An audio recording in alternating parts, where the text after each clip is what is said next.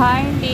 ఈరోజైతే ఘాటి సుబ్రహ్మణ్యంలో పల్లకి ఊరేగింపు అయితే జరిపిస్తూ ఉన్నారు మా పక్కింటి వాళ్ళైతే. ఇక ఆమె అయితే పిలిచిందనమాట, వెళ్ళాము. ఇక చూడండి, ఇక్కడ ఘాటి సుబ్రహ్మణ్యానికి అయితే వచ్చేసాము. పల్లకి ఊరేగింపు అయితే చూడండి, ఇక గుడి చుట్టూరుగా అయితే ఊరేగింపు అయితే జరిగిపోయిందనమాట. ఇక లోపలికి అయితే వచ్చేసాము. ఇక ఊరేగింపు అయితే చాలా బాగా జరిగింది. చూడండి, గుడి లోపల అయితే అంతా ఇలా ఉందన్నమాట. చూడండి, ఇక్కడైతే ఇక మళ్ళీ పల్లకి ఊరేగింపు పూజ చేస్తున్నారనమాట. ఇక అందరూ హారతి తీసుకుంటా ఉన్నారు. పూజ అయితే చాలా బాగా జరిగింది. చూడండి, ఘాటి సుబ్రహ్మణ్యేశ్వర స్వామి. ఇక లోపల విగ్రహం అయితే వీడియో తీయడానికి లేదనమాట, ఫుల్ సెక్యూరిటీ ఉందన్నమాట, తీయడం కుదరదు. ఇక మేమైతే దర్శనానికి వెళ్తా ఉన్నాము. ఇక దర్శనం వెళ్ళొచ్చిన తర్వాత కలుసుకుందాం.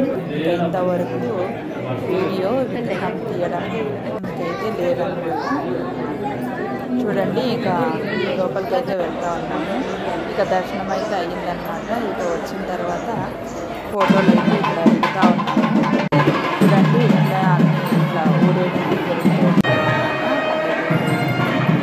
చూడండి. ఇక బయట అంతా ఇలా ఉందన్నమాట. చూడండి, ఇలా గోపురము, సుబ్రహ్మణ్యేశ్వర స్వామి గోపురము. ఇక్కడ ఎక్కువగా ఎవరు వస్తూ ఉంటారంటే పెళ్ళి కాని వాళ్ళు, అలాగే పిల్లలు కాకుండా ఉండేవాళ్ళు, అలాగే సంసారం బాగలేకపోయినా, ఇలా అన్ని సమస్యలకి ఇక్కడ వచ్చి నాగులకి పాలు పోసి వెళితే మంచి జరుగుతుందని వచ్చి వెళ్తూ ఉంటారంట ఇక్కడికి. అలాగే మన వీడియోలోనైతే 2 వీడియోలు ఉన్నాయన్నమాట ఘాటి సుబ్రహ్మణ్యవి. అప్పుడే చూడండి, ఇక్కడ నాగు కనిపిస్తున్నాడు కదా, పెద్ద నాగు. అక్కడికి వచ్చి పాలు పోస్తారనమాట మనసులో కోరికలు అనుకొని. ఇక అన్ని నాగులైతే చుట్టూ నాగులే ఉంటాయన్నమాట. గుడికి రావాలంటే మీరు బెంగళూరుకి చేరుకొని ఆ తర్వాత దొడ్బళ్ళాపురంకి వెళ్ళాలన్నమాట. దొడ్బళ్ళాపురం నుంచి ఘాటి సుబ్రహ్మణ్యేశ్వర స్వామికి ఆటోలు ఉంటాయి, బస్సులు ఉంటాయి, వెళ్ళవచ్చు. ఆదివారము మంగళవారం భోజనాలు ఉంటాయి, రూమ్స్ కూడా దొరుకుతాయి అన్నమాట మీకు అక్కడ. మీ ఇంట్లో ఏమైనా సమస్యలు ఉంటే వెళ్ళి రావచ్చు, చాలా మంచి జరుగుతుంది.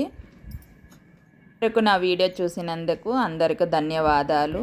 లైక్ చేయండి, షేర్ చేయండి, సబ్స్క్రైబ్ చేసుకోండి. Bye friends.